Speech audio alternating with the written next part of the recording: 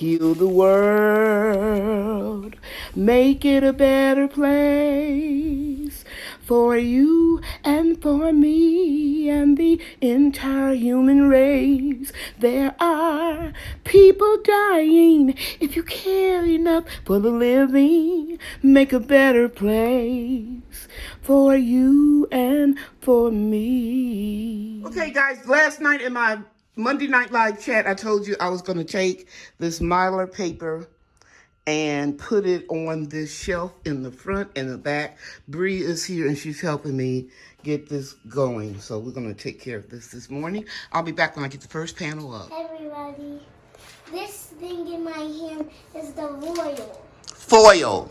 It's called Mylar. Speak up louder, sweetie, so they can hear you. Hey everybody, this thing in my hand is the foil.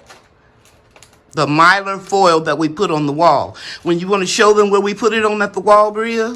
Yes, we put some there, some is there, and some is here, and there too. Yeah, let's go around here and show you. And this way, let me minimize it. The Mylar on the wall will reflect the lights. So the plants will get more light. And we have those shop lights up there, but we're not going to have those plugged in today. I just try to straighten all of the electric cords out a little bit better, but they won't go on until all of the red Texas Star Hibiscus seeds germinate.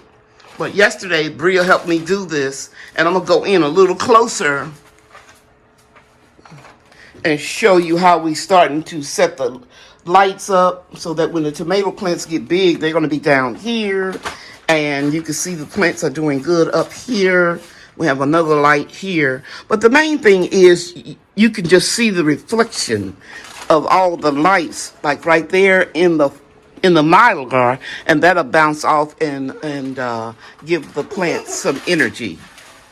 Okay, I decided to put a little small heater here on low and even though I still have them on the heating mat, these are my seedlings that I'm trying to germinate. And most of them are just the Texas Star Hibiscus, marigolds, and zinnias. Might have some pepper seeds over here too. But this light is not going to be on all day. I just put it on today so you can see as they grow. I'll put crates, boxes, whatever I need to do to get them up high with the lights. And yeah. And I got a couple emails from folks asking me how about germinating seeds. Well, I guess they see one video, they didn't get it all and they want more information. So this is what I do. I start my seeds in Jiffy Seed starting mix. I add boiling water to the seed starting mix to sanitize it, and then I add a little pure cold pressed neem oil to the water. After at least one seed comes up in the 6-pack, I put them under a grow light about 2 inches away from this 32-watt shop light. There are 3 actually here, okay, so that I can put seedlings all across here. Currently, I have zinnias that have germinated. I have one Texas Star Hibiscus, this one right here, put on a second leaf last night. See if I can let you see close up. Right there. I have a lot of marigolds and, of course, a lot of tomato plants and herbs like basil, bouquet dill, parsley is in there too. So everything is growing very, very well, okay? Now, up under here, as I said earlier, when the plants get potted up, then we will start putting the individual lights on them, and we will elevate them using these boxes and whatever, or shoe boxes like that right there, whatever I need. But the main thing is I need to get this paper up so that it can reflect the light off of the trees so that I can use more of these grow lights on the seedlings as we need it. When I first start the seeds, I spray them with a little water daily or when they need it. These are still damp. But once the seeds germinate, I remove them from the heating pad, and then I just put them under the shop light or grow light at least 2 inches away from the container or the plant. I don't put the lights on until they germinate. It's just a waste of energy. And this is my aloe vera plant, by the way. I potted it up. It was a gift. And then I'll get them under the light like this. It'll be at this point that I no longer water at the top. I will sit them in a tray and water them from the bottom. This creates fungus. And if you watch this entire video, you will see you didn't see any insects flying around.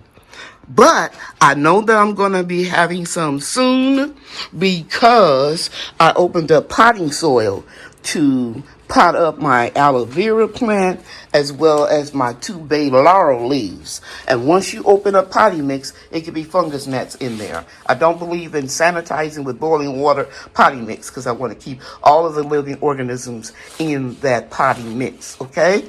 But the soursop trees, just to give you an update, they are doing wonderful.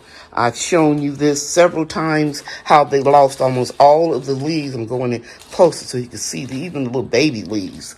This right here was just naked. Didn't have hardly any leaves. And it's doing very, very well. One more thing I want to share with you guys. As soon as you can, put a fan to rotate on your seedlings because it will toughen them up.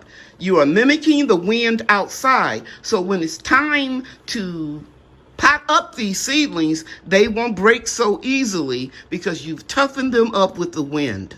It makes them stronger. Did you want to say something, Bria? Yes, it does work, fan. The fan works? You've seen me do it before. Okay, so this is just a little short video to put all the information in one place for you. And I hope you have a wonderful day. And I hope you are starting your seeds so that when it's time to plant outside, you will get a head start on the season. What are you going to say, Bria? Thanks for watching. Bye. Bye now. The end. Thank you for watching, everybody. Bye now.